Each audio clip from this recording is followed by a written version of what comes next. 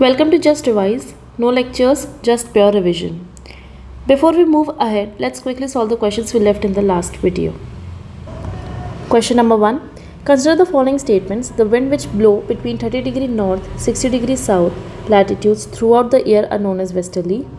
This is wrong because specifically 30 degree north and 60 degree south पे ये blow नहीं करती है.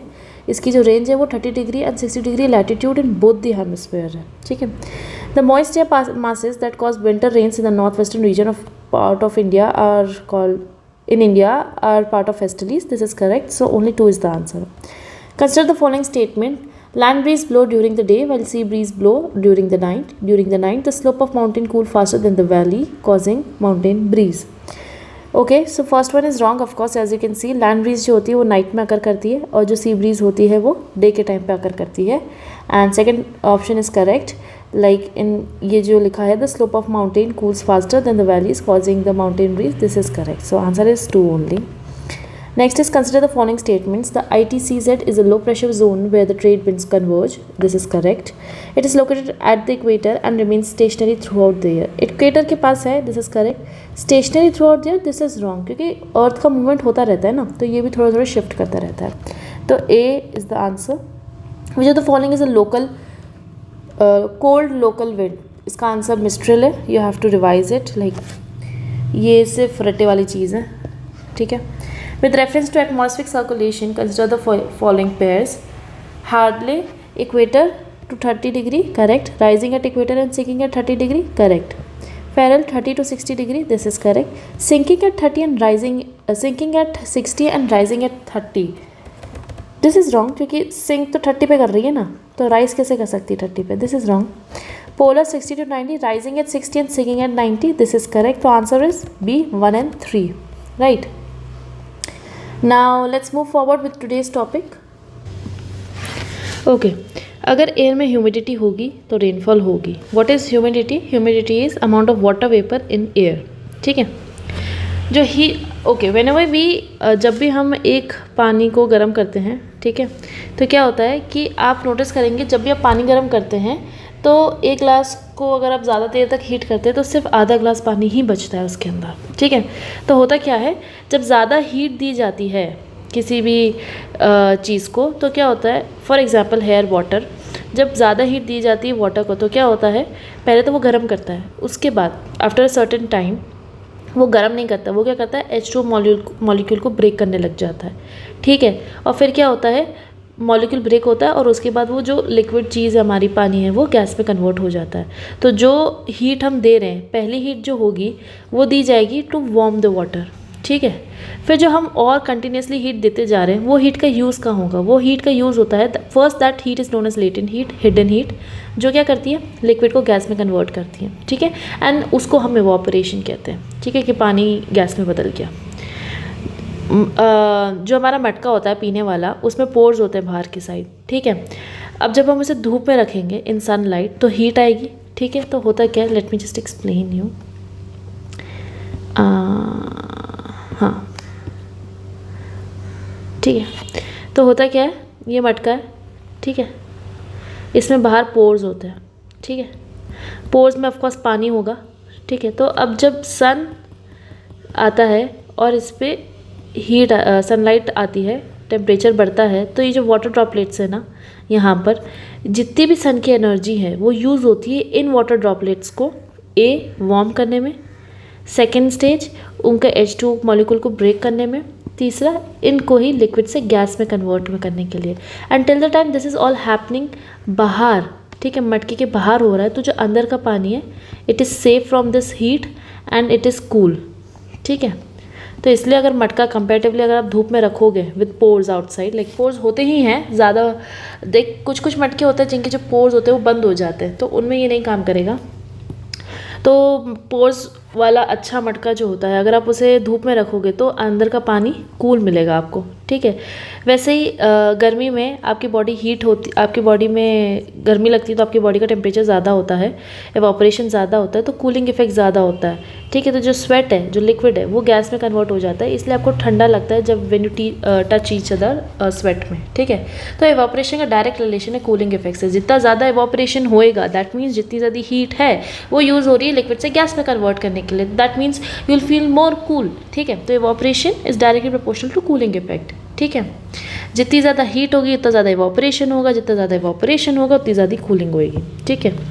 Now the very basic question, what is dry air and moist air, wet air. हम समझ रहे हैं वेट एयर का मतलब क्या, इसके अंदर वाटर वेपर होएगा, वेरी ऑब्वियस। और ड्राई एयर का मतलब इसमें वाटर वेपर नहीं होएगा, ठीक है। तो ड्राई एयर में क्या होता है, सिर्फ एयर होता है, ठीक है, दैट्स एयर, ठीक है। एयर में क्या क्या होता है, एयर के अंदर कौन कौन सी गैसेस होती हैं, फॉर वन ऑफ एक एग्जांपल है तो नाइट्रोजन मान के चलते हैं, ठीक है। नाइट्रोजन तो होगी एयर के अंदर, तो नाइट्रोजन का एटॉमिक नंबर होता है 7, ठीक है। और वेट एयर के अंदर क्या होता है, एयर और साथ में क्या होता है, वाटर वेपर होता है, एंड वाटर वेपर क्या होता है, H2O। H2O एटॉमिक नंबर क्या हो गया, 1 हो गया हाइड्रोजन का, ठीक है। तो कंपेरेटिवली किसकी ज़्यादा है, वेट किसका ज़्यादा होगा, जिसका एटॉमिक नंबर ज़्यादा होगा 7, that means dry air is more heavy than wet air, ठीक है। हम ऑफकोर्स कन्फ्यूज होंगे कि यार वेट एयर का मतलब पानी होगा, पानी है तो भारीपन होएगा, नहीं, इधर हम एटॉमिक नंबर के हिसाब से चलेंगे तो dry air is more heavy, ठीक है। ह्यूमिडिटी कैपेसिटी क्या होती है, एयर की होल्ड करने की वाटर वेपर को, ठीक है। ये एयर का एक टुकड़ा है, ठीक है। अब इसमें कितने वाटर मॉलिक्यूल्स आ सकते हैं, that is known as humidity capacity, ठीक है। तो ऑफकोर्स ड्राई एयर में तो सिर्फ क्या है, एयर ही है, उसमें भी स्पेस है बहुत कुछ ऐड करने के लिए, तो ह्यूमिडिटी कैपेसिटी किसकी ज़्यादा होगी, ड्राई एयर की। क्यों, क्योंकि मॉइस्ट एयर में ऑलरेडी एयर तो है ही, साथ में वाटर वेपर ऐड है ऑलरेडी, इसलिए ह्यूमिडिटी कैपेसिटी ड्राई एयर की ज़्यादा होगी compare to moist air. Temperature ज़्यादा होगा तो ज़्यादा एनर्जी होगी टू होल्ड इट, ठीक है। देखो होता क्या है, अगर टेम्परेचर ज़्यादा होता है तो कोई भी चीज़ है उसमें एनर्जी आ जाती है, ठीक है। अब एयर में अगर एयर का अगर टेम्परेचर ज़्यादा कर दोगे तो उसमें भी एनर्जी ज़्यादा आएगी, अब उसमें एनर्जी का क्या करेगा, वो कैपेसिटी बढ़ा देगा अपनी, ठीक है। ये पहले एयर का साइज़ था, टेम्परेचर अगर आप इसको ज़्यादा दे दोगे ना तो एयर का साइज़ ये हो जाएगा। तो पहले एयर की होल्डिंग कैपेसिटी इतनी थी, अब एयर की होल्डिंग कैपेसिटी इतनी है, ठीक है।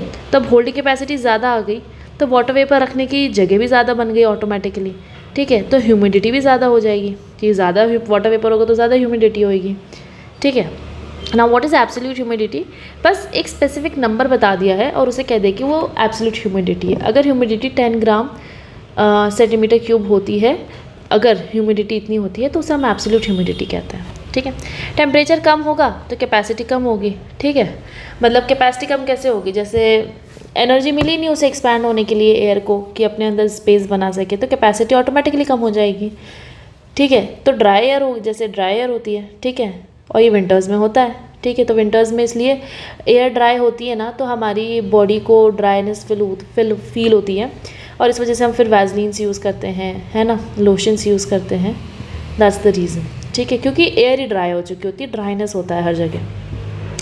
वेट क्लोथ्स अगर आप समर में सुखाते हो तो टेम्परेचर ज़्यादा होता है, एयर की कैपेसिटी ज़्यादा होती है, तो क्लोथ्स ड्राई हो जाते हैं। जितना भी क्लोथ्स का वाटर वेपर होता है वो एयर में है स्पेस, उसको एयर में स्पेस है टू होल्ड इट, तो वो क्लोथ से हवा में चला जाता है। रेन में क्या होता है, ऑलरेडी हवा में बहुत ज़्यादा ह्यूमिडिटी होती है ना, वाटर वेपर होता है, तो क्लोथ्स वेट ही रह जाते हैं, ठीक है। अब लैंड पे क्या होता है, टेम्परेचर ज़्यादा होता है तो कैपेसिटी ज़्यादा होती है, तो एयर मॉइस्ट हो जाती है because it has the capacity to hold water vapour, ठीक है। अब क्या होता है, जैसे जैसे ऊपर जाएगी एयर, ठीक है, जैसे जैसे हवा ऊपर जाएगी तो जितना भी वाटर वेपर है वो भी ऊपर जाएगा साथ में, तो जैसे जैसे ऊपर जाएगा टेम्परेचर तो घट रहा है, ठीक है, कैपेसिटी भी घटेगी। क्यों, क्योंकि टेम्परेचर कम हो रहा है, टेम्परेचर कम होएगा, फिर उसके बाद वो जितना भी वाटर वेपर है ना वो सारा रेनफॉल की तरह करके नीचे आ जाएगा, ठीक है। तो this is how rain occurs. Then temperature बढ़ेगा तो कैपेसिटी बढ़ेगी। तो देखो इसका एग्जांपल कैसे समझा रखा है यहाँ पर, 50 degree temperature, 60 degree temperature, 80 degree Celsius temperature है। अब ये जो आउटर लाइन है दिस इज़ द कैपेसिटी, ठीक है, और ये जो रेड कलर से कलर किया हुआ है that is water vapour. Water vapour constant है यहाँ पर, हम यहाँ बात कर रहे हैं कि कैसे विद टेम्परेचर वाटर एयर की कैपेसिटी कितनी बढ़ जाती है, ठीक है, टू होल्ड वाटर वेपर, ठीक है। तो 50 डिग्री पे नॉर्मल है, 60 डिग्री पे टेम्परेचर बढ़ा तो जो एयर है, जो कैपेसिटी है, वो एक्सपैंड होएगी, वो उतना का उतना ही रहेगा। वाटर वेपर को हम एक्सपैंड नहीं कर रहे हैं, यहाँ वाटर वेपर कांस्टेंट है। 80 डिग्री में ये और बढ़ जाएगा, अभी भी कांस्टेंट। तो as you can see there space left, है ना। तो ये जो स्पेस लेफ्ट है ना, इससे क्या होता है, और वाटर वेपर लेने की क्षमता बढ़ जाती है हवा में, ठीक है। नेक्स्ट, जितना हवा में वाटर वेपर रहेगा, okay I can't understand what it is written, but हाँ लाइक आगे बढ़ते हैं। चलो अब इधर क्या होता है, 0 डिग्री,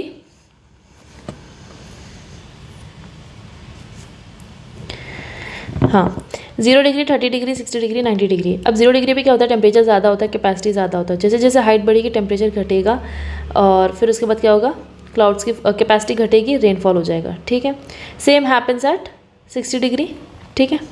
30 डिग्री पे क्या होता है, अब इसमें क्या होता है, जैसे अपन ने वो हेडले और फेरल सेल का भी पढ़ा, PYQs में भी पढ़ा, यहाँ से तो ऊपर जा रही है करंट, फिर विंड यहाँ ब्लो कर रही, फिर यहाँ नीचे आ रही, तो इसमें क्या हो रहा है, सिंक हो रहा है। तो इसमें हो क्या रहा है, हाइट तो नीचे आ रही है और टेम्परेचर भी बढ़ रहा है, ठीक है, उल्टा चल रहा है यहाँ। तो कैपेसिटी ज़्यादा हो जाएगी, टेम्परेचर बढ़ रहा है तो कैपेसिटी ज़्यादा हो जाएगी। कैपेसिटी ज़्यादा होगी तो there be more space for water vapour to enter the air.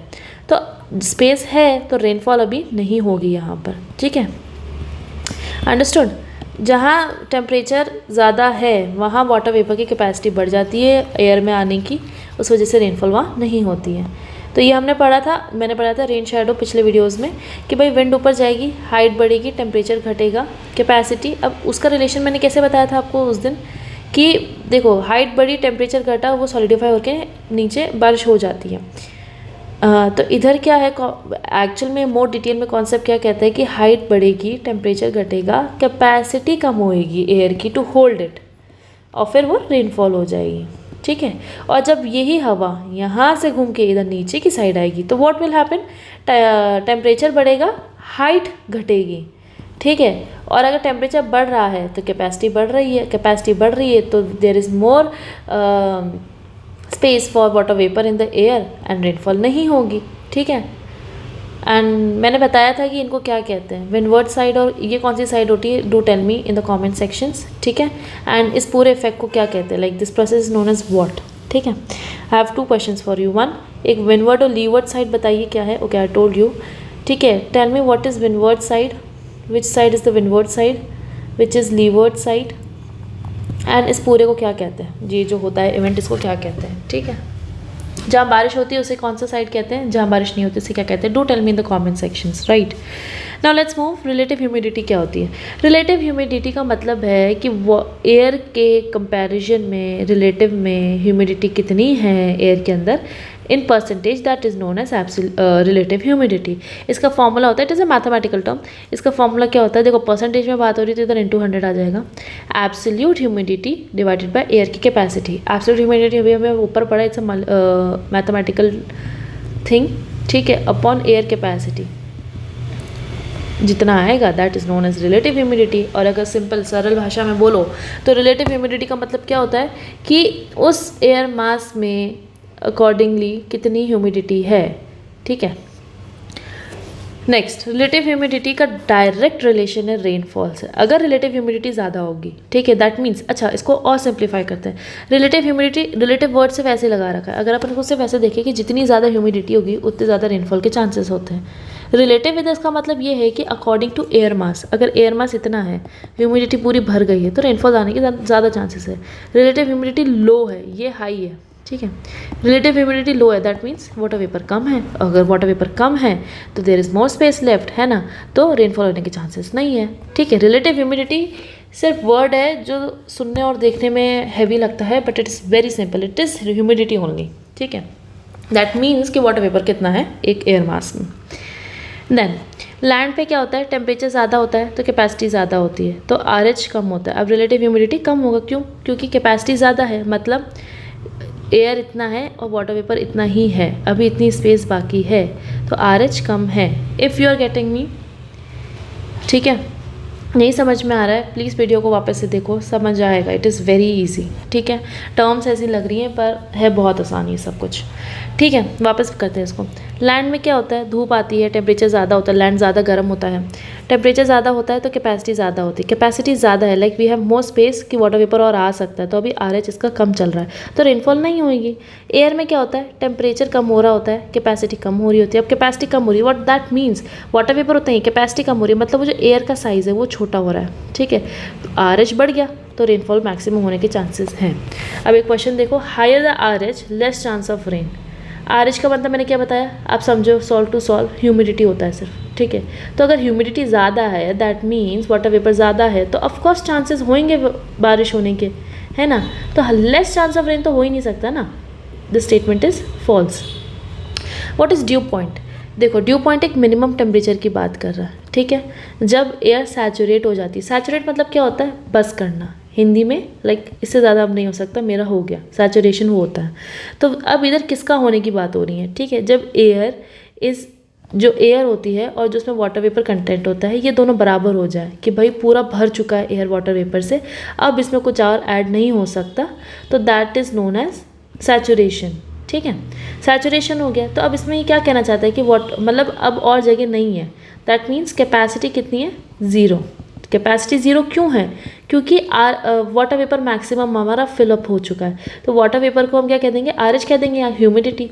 तो हमारा RH मैक्सिमम है, ठीक है, और कैपेसिटी ज़ीरो है, then it is a saturation kind of condition. तो सैचुरेशन क्या होता है, कैपेसिटी ज़ीरो, RH मैक्सिमम, और इधर रेनफॉल होने के चांसेस हाई हो जाते हैं, ठीक है। And this is the condition for cloud formation. Minimum temperature की बात हो रही है। अब आपको एक बात समझनी पड़ेगी कि होता क्या है, जैसे ये एयर मास है, ठीक है। अब ज़रूरी थोड़ी ना हर एयर मास में equal amount of water vapour present हो, किसी एयर मास में थोड़ा कम होगा, किसी एयर मास में ज़्यादा वाटर वेपर का कंटेंट होएगा। तो जैसे मान लीजिए ये एयर मास है, इसमें इतना सारा वाटर वेपर है, तो ये थोड़ा ही ऊपर जाएगा और इसका ये जो है ये श्रिंक होके थोड़ा सा ही बचेगा and it will reach it saturation early as compare to this one, because इसके अंदर वाटर वेपर थोड़ा कम है, इसको टाइम लगेगा फिलअप होने में, और इसमें तो बिल्कुल ही कम है तो इसको और टाइम लगेगा फिलअप होने में, राइट। तो अलग अलग एयर मास का अलग अलग हो सकता है ड्यू पॉइंट, ठीक है। ड्यू पॉइंट क्या होता है कि जब वो सैचुरेशन की स्टेज पे पहुंच जाएगा, तो इट इज़ नॉट नेसेसरी कि एक ही हो सबका। तो अब इसको ऐसे क्लासीफाई कर रखा है कि 0 degree is the freezing point, we all know, ठीक है।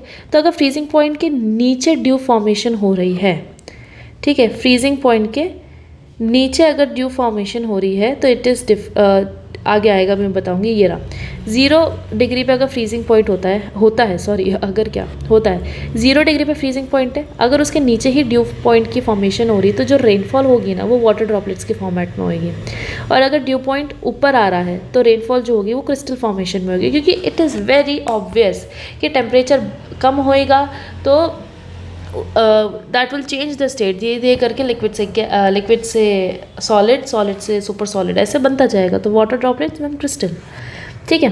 तो अब आप देखो इधर क्या होता है, RH 100% हो जाता है, कैपेसिटी 0 हो जाती है, ठीक है।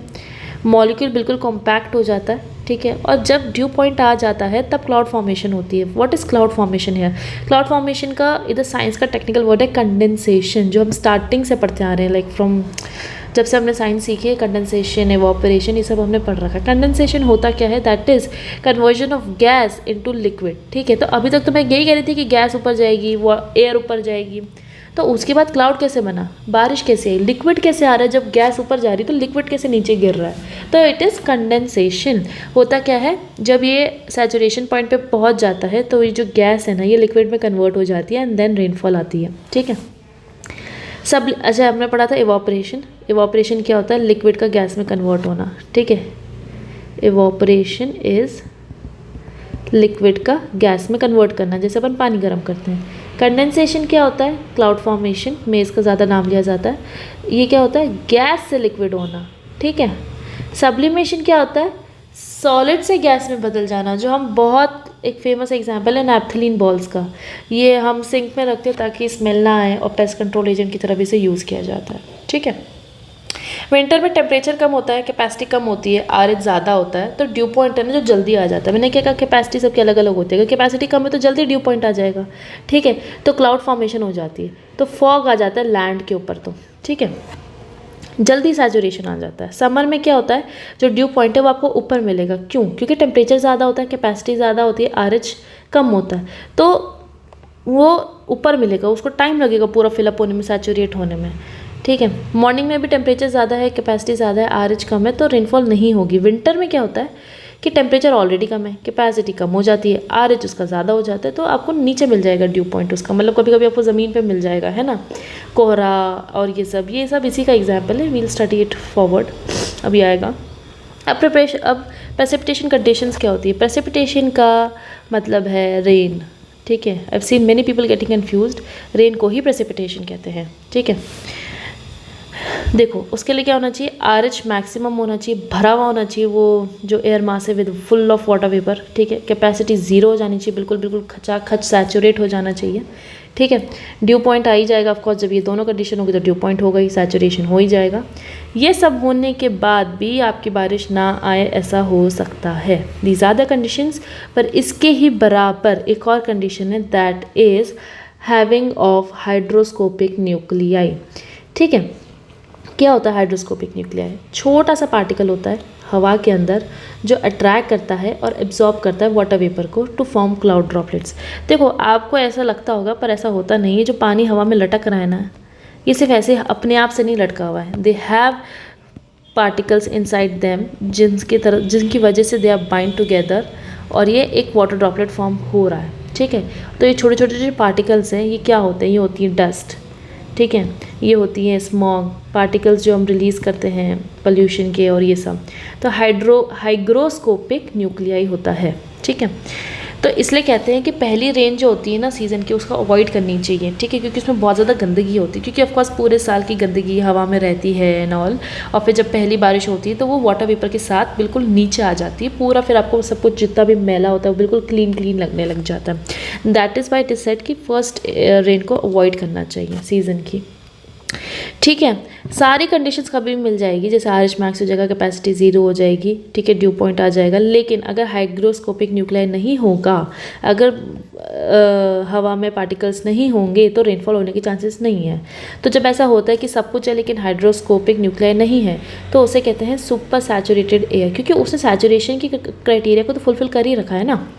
तो अब ऐसा होता है। ठीक है, ऐसा आपको लगता होगा कि हर टाइम कुछ ना कुछ पार्टिकल तो हवा में होगा ही होगा, ऐसा नहीं होता है। ठीक है, कहीं कहीं इसकी ज़रूरत पड़ जाती है हाइग्रोस्कोपिक को by human to create it, तो उसे कहते हैं हम आर्टिफिशियल रेन या क्लाउड सीडिंग। इसमें क्या होता है, हम सिल्वर आयोडेट को एयर के अंदर स्प्रिंकल करते हैं। ठीक है, and which act as hygroscopic nuclei. ठीक है, अब सब कुछ है, सिर्फ यही नहीं था तो इसको डाल दिया, तो अब क्या होगा, एयर कंडेंस हो जाएगी। कंडेंस का मतलब क्या बताया था मैंने, गैस से लिक्विड में हो जाएगी और क्लाउड बन जाएगा और फिर रेन हो जाएगी।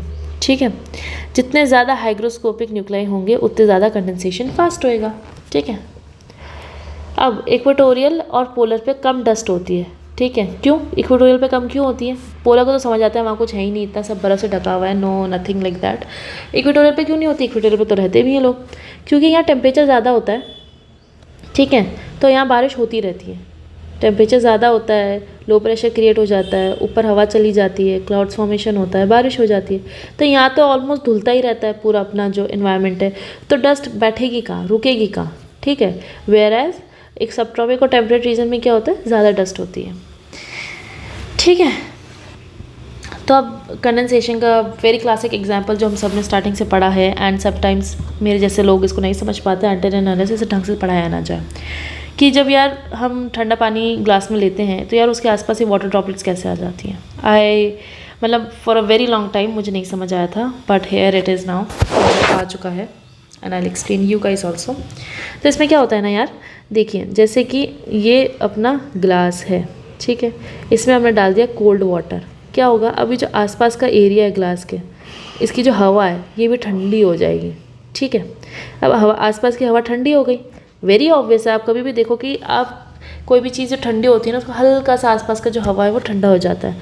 तब इसने करा क्या, ठंडे पानी ने क्या किया, जो आसपास का ये है, ये जो एयर मास है, इसको क्या किया, इसका टेम्परेचर डाउन कर दिया। टेम्परेचर डाउन हो गया, तुरंत इसकी कैपेसिटी कम हो गई, कैपेसिटी कम हो गई, RH इसका मैक्सिमम हो गया, तो तुरंत यही कंडेंसेशन हो गया। कंडेंसेशन का मतलब क्या होता है, यहीं पर ही गैस थी ये लिक्विड में बदल जाएगी, लिक्विड में बदल गई तो मतलब क्या हो गया, यहाँ पर आ गए वाटर ड्रिपलेट्स, दोनों साइड क्या आ जाएंगे, वाटर ड्रॉपलेट्स आ जाएंगे, ये वाटर ड्रॉपलेट्स आ गए।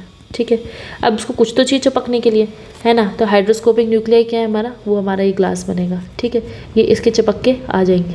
ठीक है, अब क्योंकि ग्रेविटी है, ऑलमोस्ट ग्रेविटी हर जगह एक्ट करती है, तो ये जो वाटर ड्रॉपलेट्स हैं नीचे गिरने लग जाते हैं।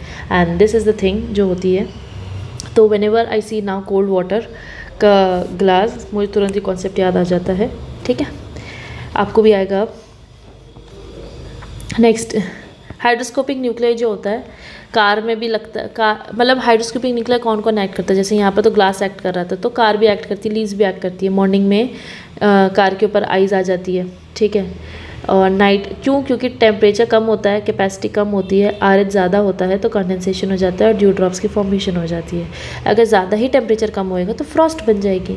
अब मैंने एक जगह ड्यू बोला, एक जगह फ्रॉस्ट बोला, एक जगह रेन बोला, तो ये सब क्या है, लेट्स स्टडी दैट। कंडेंसेशन के फॉर्म्स क्या होती हैं, cloud, fog, dew, frost, mist, haze, smog, vog. क्या होता है, क्लाउड हवा में होते हैं, देखे हमने। फॉग लैंड पे होती है, कोहरा हम कहते हैं उसको। ड्यू क्या होता है, ग्रास पे और ग्लास पे होती है। ठीक है, छोटी छोटी वाटर ड्रॉपलेट्स होती हैं। फ्रॉस्ट भी इधर ही मिलेगी आपको।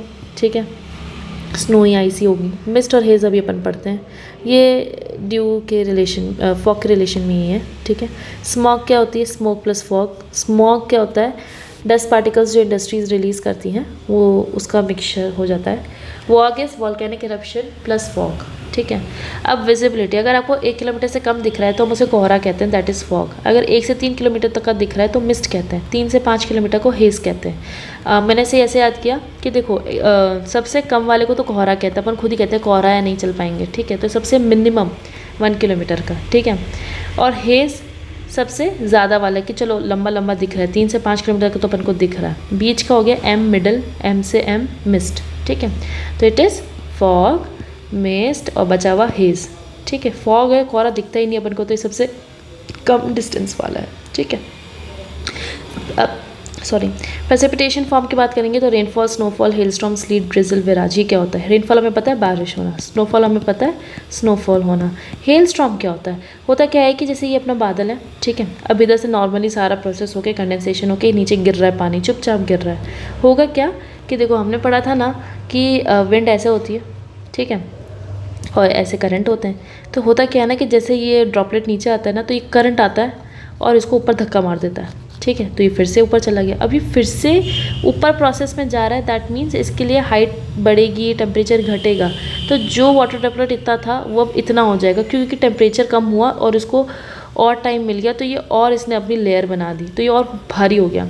फिर से नीचे आने की कोशिश की, फिर करंट ने उसे पीछे फेंक दिया, फिर से ये और बड़ा हो जाता है। ठीक है, पर अभी ये इतना बड़ा हो जाता है कि इसको जो करंट है वो रोक नहीं पाता और ये बिल्कुल नीचे आकर गिरता है। ठीक है, ओले गिरते हैं, हमने सुना है, दैट इज़ दैट ओनली। धीरे धीरे करके जो ड्रॉपलेट है बिल्कुल आइस की फॉर्मेशन लेने लग जाता है, मोटे मोटे गोल हो जाते हैं, तो करंट इसे पुशबैक करता है, इसकी वजह से वो बार बार करके फाइनली नीचे गिर ही जाता है, वो खुद का ही हाइड्रोस्कोपिक न्यूक्लियाई एक्ट करने लग जाता है। स्लीट क्या होता है, mixture of water and ice. Drizzle क्या होता है, जो 0.5 mm लेस ड्रॉपलेट साइज होता है उसका, जो गिरता है, बिल्कुल हल्की हल्की बारिश होती है, वो ड्रिजल होती है। विराज क्या होता है, देखो it is similar to mirage. Mirage हमें डेजर्ट में देखने के लिए मिलते हैं, तो विराज भी हमें डेजर्ट में मिलते हैं। सब प्रोसेस नॉर्मल होता है। ठीक है, प्रॉब्लम कहाँ थी वो बताती हूँ मैं। ये वो विराज का मतलब होता है rain that never reaches ground, वो ग्राउंड नहीं छूती है, डेजर्ट में होता है। ये होता क्या है, डेजर्ट में टेम्परेचर ज़्यादा है, कैपेसिटी ज़्यादा है, RH कम है, लेकिन जैसे ही हवा ऊपर जाएगी तो टेम्परेचर कम होगा, कैपेसिटी कम होगी, RH ज़्यादा हो जाएगा, तो बारिश होने लग जाएगी। बारिश हो जाती है, but the problem is temperature इतना ज़्यादा है डेजर्ट में कि आधे रास्ते में, लाइक ये स्काई चल रहा है लिटरली, ये आधे रास्ते में ही टेम्परेचर इतना ज़्यादा महसूस होता है कि यहीं पर इवोपरेशन हो जाता है इसका, तो ये पहुँची ही नहीं लैंड पर कभी। ठीक है, टेम्परेचर इज़ टू हाई कि वो इवोपरेट हो जाता है, तो कभी नीचे पहुँच ही नहीं पाती है, तो that is Viraj for you. ठीक है, यहाँ ड्राई एयर चलती है, क्यों, क्योंकि वाटर वेपर होता ही नहीं है यहाँ पर, कैपेसिटी ज़्यादा होती है, RH कम होता है। ठीक है, रेनफॉल होने के चांसेस कम होते हैं। अब यार fog, mist, hedge, Frost, due को बनाने की क्या क्या हमारी कंडीशंस हैं? 4 कंडीशंस है। लॉन्ग विंटर नाइट्स, ताकि लैंड कूल हो जाए। देखो दिन में क्या तपता है अपना ज़मीन, ठीक है, और रात तक आते आते ठंडा हो जाता है, तो लंबी नाइट चाहिए ताकि अगर थोड़ा बचा हुआ भी है ठंडा होना तो प्रॉपर ठंडा हो जाए अपना लैंड। क्लियर स्काई, क्यों? क्योंकि अगर क्लाउड होता है ना तो क्लाउड ट्रैप कर लेता है हीट को, ठीक है, जो अर्थ रेडिएट करता है ना क्लाउड ट्रैप कर लेता है। आई will explain you in the end of the video कि थिन क्लाउड्स और थिक क्लाउड्स क्या होते हैं एंड कौन सा क्या काम करते हैं, ठीक है। तो क्लाउड्स, क्लियर स्काई होना ज़रूरी, क्योंकि क्लाउड्स जो होते हैं ना वो ट्रैप करते हैं हीट को, टेम्परेचर को, और उसकी वजह से टेम्परेचर बढ़ जाता है। काम कंडीशन, क्यों? क्योंकि यार देखो अगर हमारी ये लैंड है, ठीक है, हम यहाँ पर कुछ करना चाह रहे हैं, हम विंड को ठंडा कर रहे हैं या विंड को हम स्टेबल कर रहे हैं, हवा चल गई तो ये जो एयर मास है वो इधर शिफ्ट हो जाएगा, ठीक है। तो हमें ऐसे शिफ्ट नहीं करने होने देना है, like we need calm conditions to make this thing work. और टेम्परेचर इन्वर्जन चाहिए। क्या टेम्परेचर इन्वर्जन? की हाइट कम होगी तो टेम्परेचर भी कम होएगा, टेम्परेचर इन्वर्जन की ज़रूरत पड़ेगी, तभी हमारी ये सारी फॉर्मेशंस होएगी, ठीक है। Now let's start with adiabatic process, ठीक है। एडियाबैटिक प्रोसेस क्या होता है? सी, अगर आपका ये कंटेनर है, ठीक है, और इसमें मॉलिक्यूल्स हैं, ठीक है, और इस पर हम फुल प्रेशर लगा रहे हैं, तो क्या होगा? ये जितने भी मॉलिक्यूल्स हैं ये कॉम्पैक्ट हो जाएंगे, ठीक है, प्रेशर लगेगा तो ये क्या हो जाएंगे? कॉम्पैक्ट हो जाएंगे, बिल्कुल ऐसे ऐसे टाइट टाइट टाइट टाइट, और ये यहाँ प्रेशर लग गया, बिल्कुल पैक होगा, तो क्या होगा? इनका टेम्परेचर बढ़ जाएगा, तो कॉम्प्रेशन पे टेम्परेचर बढ़ गया, और जैसे आप थोड़ा सा प्रेशर रिलीज़ करोगे तो ये फैलने लग जाएंगे इधर उधर, ठीक है, तो इनका जो टेम्परेचर है वो कम हो जाएगा। तो हमने क्या समझा कि कंप्रेस करने पे टेम्परेचर बढ़ता है और एक्सपेंशन करने में टेम्परेचर घटता है। तो अभी जो डब्बा बताया है, दिस इज़ आवर एटमॉस्फेयर, ठीक है, ये पूरा अपना एटमॉस्फेयर है, ठीक है। कंप्रेशन क्या होता है? ऊपर से प्रेशर लगता है, ठीक है, तो क्या होता है? हाइट नीचे आती है तो टेम्परेचर बढ़ता है ना। और एक्सपेंशन में क्या होता है कि जैसे हम ऊपर जाते हैं, हाइट जाती है तो टेम्परेचर कम होता है। सो मैं यहाँ क्या बता रही हूँ? मैं ये बता रही हूँ कि हम ऐसा बोलते हैं ना कि हाइट ऊपर जाएगी तो टेम्परेचर घटेगा, ये हम क्यों कह रहे हैं? इसका बेसिस क्या है? इसका बेसिस ये है एडियाबैटिक प्रोसेस, कि बिना हीट यूज़ करे प्रेशर के थ्रू हम टेम्परेचर को चेंज करते हैं। तो हमारे ऊपर जितना नीचे जाते हैं, जितना हम अर्थ की तरफ हैं, टुवर्ड्स हैं, तो टेम्परेचर, हमारा प्रेशर ज़्यादा होता है, तो इस वजह से टेम्परेचर ज़्यादा होता है, और जैसे जैसे ऊपर की तरफ जाते हैं स्पेस की तरफ तो प्रेशर कम हो जाता है, तो जो टेम्परेचर है वो घटता जाता है, ठीक है। अब देखो ड्यू पॉइंट ये रहा, मैंने बताया था ड्यू पॉइंट क्या होता है? Minimum temperature at which air gate saturated which means RH maximum capacity 0, ठीक है। तो अब क्या होता है ना कि ड्राई एडियाबैटिक रेट क्या होता है और वेट एडियाबैटिक रेट क्या होता है? देखो जब तक ड्यू पॉइंट नहीं आता है RH फुल होगा ही नहीं, RH मैक्सिमम होगा ही नहीं, तो रेनफॉल होएगी ही नहीं, तो मतलब रेनफॉल नहीं है तो ड्राई है, तो उसे ड्राई एडियाबैटिक रेट कहते हैं, कि जब तक ड्यू पॉइंट पहुंच नहीं जाता तब तक ड्राई एडियाबैटिक रेट होती है, जब तक ड्यू पॉइंट आ जाता है उसके बाद उसे वेट एडियाबैटिक रेट कहते हैं, ठीक है। तो ड्राई में क्या होता है? कैपेसिटी ज़्यादा हो जाती है, RH कम हो जाता है, रेनफॉल होने के चांसेस कम हो जाते हैं, स्टेबिलिटी होती है, क्लीन एयर होती है, ठीक है। तो ये जो रेट है इसकी, ड्राई एडियाबैटिक रेट जो है वो है 10 डिग्री पर किलोमीटर है, और वेट एडियाबैटिक रेट कितनी है? 5 डिग्री पर किलोमीटर, क्योंकि लेटेंट हीट रिलीज़ होती है। ये कम क्यों है? ये 10 डिग्री है, ये 5 डिग्री क्यों है? क्यों? क्योंकि लेटेंट हीट रिलीज़ की जाती है। कैसे रिलीज़ की जाती है? The gas is converted into liquid, जो मैंने स्टार्टिंग ऑफ द लेक्चर बोला था वही अप्लाई हो रहा है till the end of the lecture, ठीक है। दैट मीन्स हमें लेक्चर की स्टार्टिंग मिस नहीं करनी चाहिए, ठीक है। वेट एडियाबैटिक रेट क्या है? कैपेसिटी पूरी हो चुकी है, RH मैक्सिमम हो चुका है, रेनफॉल होएगी, इनस्टेबल है, क्लाउडी है, तो जो पढ़ाया था वही है, बस उसी के अंदर धीरे धीरे और क्लासिफिकेशंस करते जा रहे हैं हम, ठीक है। तो ड्यू पॉइंट पढ़ा था, अब जब तक ड्यू पॉइंट नहीं आता उसे ड्राई एडियाबैटिक रेट कहेंगे, जब आ जाएगा तो उसे वेट एडियाबैटिक रेट कहेंगे। ये 10 डिग्री सेल्सियस पर किलोमीटर चलता है, ये 5 डिग्री सेल्सियस, मतलब ऊपर जाते जाते इतना इतना टेम्परेचर चेंज आता है, ठीक है। और हमने नॉर्मल लैप्स रेट पढ़ी थी, I think so the first video, that is 6.5 degree Celsius पर किलोमीटर। तो अब देखो यार सिंपल सी बात है, ये 6.5 है, ये 10 है, ये 5 है, ठीक है। अब अगर जब भी कहाँ गया वो, हाँ, अब जब भी अगर एयर कूलिंग की जो रेट है अगर वो ज़्यादा है NLR से, नॉर्मल लैप्स रेट से, तो ड्राई एडियाबैटिक रेट कहेंगे, वेरी ऑब्वियस, क्योंकि हमने टर्म्स लर्न समझ ली, हमने नंबर्स याद कर लिए, तो बस हमें उसे नेमिंग करनी है। अगर ज़्यादा है, एयर कूलिंग रेट ज़्यादा है, तो ये वेट एडियाबैटिक है, ठीक है। और वापस वही चीज़ है कि कोई रेनफॉल नहीं होगी, स्टेबल होगा, ड्यू पॉइंट अभी अचीव नहीं हुआ है, ड्यू पॉइंट अचीव हो गया है, इनस्टेबल है, क्लाउडी है, रेनफॉल होएगी, ऑल ऑफ दैट। उसी चीज़ को अब अलग तरीके से हमने लिखा हुआ है, ठीक है। ये हो गया। Now what is next? Next is types of clouds, ठीक है। देखो यार, इट इज़ वेरी सिंपल और इसके क्वेश्चंस कम पूछे जाते हैं, बट इसका आगे यूज़ ज़्यादा, लाइक एक टाइप ऑफ है क्यूमुलोनिम्बस, इसका बहुत ज़्यादा आगे यूज़ आएगा, तो हम पढ़ लेते हैं। हाई क्लाउड्स में सिरस, सीरोक्यूमुलस और सीरोस्ट्रैटस यूज़ किया जाता है, and cirrus is feather shape. ठीक है, जो भी नाम है उसका first part tells us about the level. ठीक है, कैसी level? High level, middle level, lower level. Lower level को स्ट्रैटो कहेंगे, मिडिल को अल्टो कहेंगे, हाई को सिर कहेंगे। अल्टो जो गाड़ी का नाम होता है can be related to middle class thing, क्योंकि वो मिडिल में है। ठीक है, सेकंड पार्ट जो होता है वो बताता है कि किस शेप का है या क्या पर्पस है उसका। Cumulus means cotton, stratus means layers. ठीक है, इनका एक्चुअल मतलब यही है। Nimbus means precipitation. ठीक है, अब जैसे लो क्लाउड्स है, उनका नाम क्या है? स्ट्रैटोक्यूमुलस, स्ट्रैटस, क्यूमुलस, निम्बोस्ट्रैटस। ठीक है, मिडिल क्लाउड का नाम क्या है? एल्टोक्यूमुलस, एल्टोस्ट्रैटस, क्यूमुलोनिम्बस। ठीक है, जो क्यूमुलोनिम्बस होता है वो एवल शेप का होता है, ऐसी शेप का होता है। साइक्लोन के टाइम पे आता है, बिगेस्ट क्लाउड है, हाइट इसकी मैक्सिमम होती है, और ये हाई क्लाउड्स तो अपन ने पढ़ ही लिया। ठीक है, तो यार ये देखो, ये ऐसे है, ऐसे। ठीक है, ये है कि भाई फर्स्ट पार्ट लेवल को बताएगा, सेकंड पार्ट उनकी डिस्क्राइब करेगा कि वो कैसे हैं, और तीन बताए थे, लो मिडिल हाई। तो ये लो के नाम है, ये मिडिल के नाम है, और ये हाई के नाम है। ठीक है, टाइप्स ऑफ रेनफॉल। देखो रेनफॉल होती कब है? जब हवा ऊपर उठेगी तब रेनफॉल होएगी। तो हवा के उठने के जितने तरीके होंगे उतनी तरीके की रेनफॉल होएगी। तो हमारे पास तीन तरीके हैं इसके। ठीक है, एक है कन्वेक्शनल रेनफॉल, एक है ऑरोग्राफिक रेनफॉल, और है टेम्परेट साइक्लोनिक रेनफॉल या फ्रंटल रेनफॉल। ठीक है, अब होता क्या है कन्वेक्शनल रेनफॉल में? क्या होता है? कन्वेक्शन स्टार्टिंग से पढ़ते आ रहे हैं, मतलब जब से फिजिकल ज्योग्राफी स्टार्ट की हमने यही पढ़ा है कि कन्वेक्शन क्या होता है, बार बार अलग अलग तरीके से, कभी वोल्केनो लावा की तरह से, कभी किस तरीके से। कन्वेक्शन मतलब कि टेम्परेचर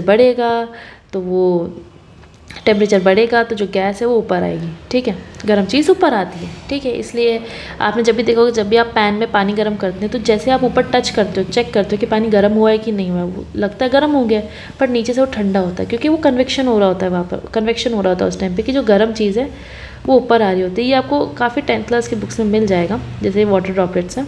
ठीक है, ये ऐसे ऑफकोर्स रोटेट हो रहा होता है सब, कि पानी गर्म हो रहा है, ये बर्नर लगा हुआ है, तो यार ये गरम गरम गरम गरम होकर ऊपर आ जाती है। ठीक है, और ऊपर एक्यूमुलेट होने लग जाती है। तो इसलिए जब भी हम अपन चेक करते हैं तो ऊपर का पानी अपन को गर्म दिखता है, वेयर एज नीचे का पानी ठंडा ही होता है अभी तक। तो it needs more time to get warm. ठीक है ना, आगे बढ़ते हैं। Types of rainfall. ठीक है, जितने वेज होंगे अपलिफ्ट करने के लिए एयर को, उतने टाइप्स ऑफ रेनफॉल होगी। कन्वेक्शनल रेनफॉल क्या होती है कि टेम्परेचर ज़्यादा होगा, जैसे इक्वेटर पे होता है, तो वहाँ पर क्या होगा? देखो सनलाइट आई, हवा लाइट हुई, ऊपर गई तो हाइट बढ़ी, टेम्परेचर घटा तो क्लाउड की फॉर्मेशन हो गई और बारिश हो गई। ठीक है, अब सब जोड़ के एक साथ अपन को यहाँ यूज़ करना है। क्यूमुलोनिम्बस क्लाउड बनता है, इससे थंडरस्टॉर्म भी आता है। ठीक है, और ये एक्सपैंड भी हो रहा है। एक्सपैंड भी होगा क्यों? अभी पढ़ा एडियाबैटिक प्रोसेस के हिसाब से कि भाई जैसे जैसे ऊपर जाते हैं तो प्रेशर कम होता है। एडियाबैटिक प्रोसेस में अपन ने पढ़ा एक्सपैंड करते हैं तो प्रेशर कम लगता है, like on the molecules, right. तो अभी वो ऊपर एक्सपैंड कर पाती हैं। ठीक है, प्री मानसून शावर होते हैं इंडिया में अप्रैल से जून। ठीक है, वो कन्वेक्शनल रेनफॉल की वजह से होते हैं। मानसून भी हमारे इसी वजह से आता है, क्योंकि हम समर में इतना तप चुके होते हैं, उसके बाद फिर हीट अप होके ऊपर जाती हैं gases, and then cloud formation, and then rainfall. Orographic rainfall, it is the most common rainfall in whole world, क्योंकि हर जगह माउंटेन्स तो हैं ही अपने पास। ठीक है, पर यहाँ पर एक चीज़ समझनी पड़ेगी, दैट डजेंट मीन कि सिर्फ माउंटेन होगा तो ही हवा ऊपर उठेगी, नहीं। यहाँ बात हो रही सी लेवल के हिसाब से। एक तो हो गया माउंटेन, ठीक है, और ये आपका पानी, ये आया और ये ऊपर गया और इसने यहाँ रेनफॉल दे दी। ठीक है, एक हो गया कि ये हमारा सी लेवल है, ये सी लेवल है, और ये ग्राउंड है, लैंड है। ठीक है, तो सी लेवल से तो ऊपर उठ रहा है ना हवा, है ना, सी लेवल से तो ऊपर उठ रही है हवा उठ रही है, मतलब रेनफॉल होएगी। तो यह दो तरीके की बात की गई कि अगर माउंटेन से ऊपर उठ रही है तो भी, और अगर सी लेवल से भी ऊपर है तो भी आपको रेनफॉल देखने को मिलेगी। ठीक है, तो आपको यहाँ ये एक्स्ट्रा चीज़ समझनी थी, बाकी सब तो समझ में आ ही जाता है, it is very easy. Orographic means related to mountains. ठीक है, हैव माउंटेन तो भी बारिश, don't have mountain but above sea level, ये सी लेवल बना रखा है मैंने, तो भी रेनफॉल होएगी। ठीक है, माउंटेन में क्या होता है, ये आ गया वापस इधर ही, विंडवर्ड साइड होती है ये। ठीक है, जहाँ हवा जाती है और बारिश हो जाती है। लीवर्ड साइड होती है जिसे रेन शैडो कहते हैं, क्योंकि यहाँ बारिश नहीं हो पाती है। इंडिया में वेस्टर्न घाट, विंध्य, सतपुरा में ये इफेक्ट देखने को मिलता है। और अरावली में क्या होता है कि हमारे अरावली का प्रॉब्लम क्या है ना, अरावली यहाँ है, ठीक है, और हवा आती है ऐसे, तो यार ये माउंटेन का कोई रोल ही नहीं हो पाता, ये पैरेलल निकल जाती है, इसको माउंटेन रोक ही नहीं पाता एयर को, तो राजस्थान में बारिश नहीं हो पाती है due to this. South west monsoon, south west ही होगा ना, हाँ south west monsoon. Indian monsoon जो अरावली वाला है, प्लीज़ गेट सॉरी मतलब आप कंफ्यूज मत हो जाइएगा, ये स्टेटमेंट मैंने अलग कॉन्टेक्स्ट में दिए। जो ओरोग्राफिक रेनफॉल है वो नहीं हो पाती है राजस्थान में, that's what I want to say. और ये जो हवा है ना, ये साउथ वेस्ट विंड्स आ रही है, मैं इसलिए कह रही हूँ। इंडियन मानसून, प्री मानसून और मानसून की बात हो रही है। प्री मानसून समर में ही हो जाता है, मानसून तो प्रॉपर अपना रेनी सीजन है, ठीक है। तो इसमें होती है कन्वेंशनल से होती है क्योंकि हीटअप होता है सब कुछ, थंडर स्टॉर्म और फास्ट विंड होती है। ये ओरोग्राफिक होती है मानसून वाली, हैवी रेनफॉल और पीसफुल होती है, क्योंकि यार इसमें कुछ ऐसा नहीं है कि है ना लो प्रेशर हाई प्रेशर बन रहा है, ऐसा कुछ हवा ऊपर गई और उसने बस बारिश कर दी। Next is temperate cyclonic rainfall या फ्रंटल रेनफॉल, ठीक है। ये होती है क्योंकि hot and cold air mass मिलते हैं, ठीक है। ये रेनफॉल होती है विंटर के टाइम पे राजस्थान, एमपी, बिहार, यूपी में।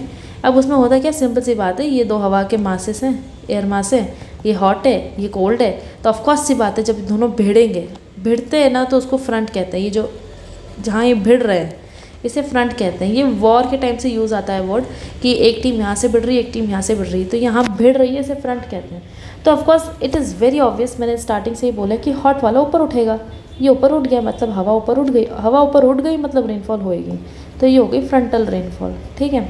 अब हवा उठ गई तो निम्बस स्ट्रैटस क्यूमुलोनिम्बस बन जाता है यहाँ पर। थंडरिंग और लाइटिंग क्या होती है, ठीक है। थंडरिंग और लाइटिंग ना हमेशा एक साथ होएगी, ठीक है। प्रॉब्लम क्या होती है, देखो ड्रॉपलेट्स बनते, ठीक है, और ड्रॉपलेट्स एक दूसरे में कोलाइड करेंगे, ठीक है, एक दूसरे से टकराएंगे तो एक दूसरे को चार्ज भी तो देंगे, प्लस माइनस चार्ज देंगे, ठीक है। और प्रॉब्लम क्या है कि अब प्लस माइनस चार्ज तो बन गए, अब इसको ना हवा मिलने नहीं देती, ठीक है।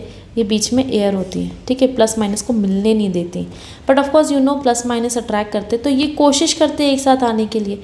तो अब कोशिश करेंगे तो ये जो हवा है बीच में इसको एग्जिट लेनी पड़ेगी, तो जैसे हवा बाहर निकलती है तो आवाज़ आती है, ठीक है। तो वो प्लस माइनस इतने पावरफुल होते हैं कि वो हटाने की कोशिश करते हैं एयर को, और जैसे एयर को हटाते हैं तो वो साउंड बनती है, जो साउंड बनती है उसे ही आप थंडरिंग कहते हैं, ठीक है। अब साउंड तो निकल गई, जैसे आपको थंडरिंग आई, ठीक है, पहले थंडरिंग होती है फिर लाइटिंग होती है, दैट मीन्स पहले हवा निकलेगी फिर प्लस माइनस मिलेंगे, प्लस माइनस मिलते हैं तो करंट बनता है, दैट इज़ लाइटनिंग, ठीक है। अब ये प्लस माइनस क्लाउड्स में आपस में तो होता ही होता है कि प्लस माइनस के प्रेजेंट है आयंस तो वहाँ हो जाएगा, बट कभी कभी नहीं होता है, या कभी कभी अर्थ पे भी प्लस माइनस चार्जेस घूम रहे होते हैं तो वो फिर नीचे से भी कनेक्ट हो जाते हैं, इसलिए फिर कहते हैं ना बिजली गिर गई या क्या, तो वो इसलिए होता है ठीक है।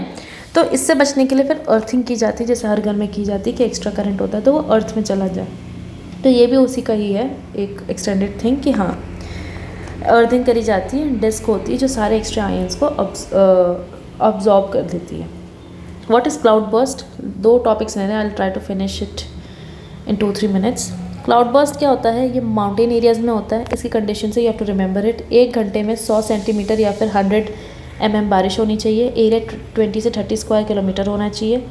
Rain gauge is the machine which is use to measure rainfall, ठीक है। अब इसमें क्या होता है ना, हवा इतनी चलती नहीं है पर थोड़ी थोड़ी हवा ऐसे चलती रहती है, ये माउंटेन है, थोड़ी हवा चली फिर रुक गई, थोड़ी हवा चली फिर रुक गई, तो होता क्या है, हवा की वजह से हवा ऊपर उठी तो क्लाउड फॉर्मेशन हो जाती है, थोड़ी हवा उठी क्लाउड फॉर्मेशन हो गई, फिर एक सडन हवा आएगी, ठीक है, लाइक अब इतनी हवा आ गई कि क्लाउड तो फॉर्मेशन हो गया, ठीक है।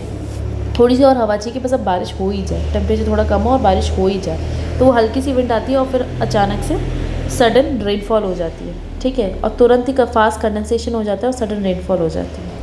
तो अभी समराइज़ करके यहाँ मैंने बना रखा है टाइप्स ऑफ रेनफॉल के बारे में, ठीक है। तो आप देखोगे कि जो इक्वेटर है या कन्वेक्शनल रेनफॉल होगी क्योंकि टेम्परेचर ज़्यादा है, ठीक है। अब यहाँ से हॉट यहाँ से कोल्ड, तो ये फ्रंटल वाली टेम्परेट साइक्लोनिक रेनफॉल हो गई, और पोलर एरियाज में देयर इज़ नो रेनफॉल, और पूरे अर्थ में ऑरोग्राफिक तो होती ही है, ठीक है। This is the summarisation of where and what type of rainfall occurs, ठीक है। नाउ नेक्स्ट इज थंडरस्टॉर्म, ठीक है। थंडरस्टॉर्म में क्या होता है, कंडेंसेशन होता है, टेम्परेचर बढ़ता है, ह्यूमिडिटी बढ़ती है, वर्टिकल विंड्स होती हैं, ऑरोग्राफिक होता है, ठीक है। सब एक्ट करता है। ज्योग्राफी की एक बात है ना, आप समझो ज्योग्राफी की बात कि आप ऐसे नहीं कहोगे ये हुआ तो ये हुआ, नहीं, multiple things happen because of that one thing is happening, ठीक है।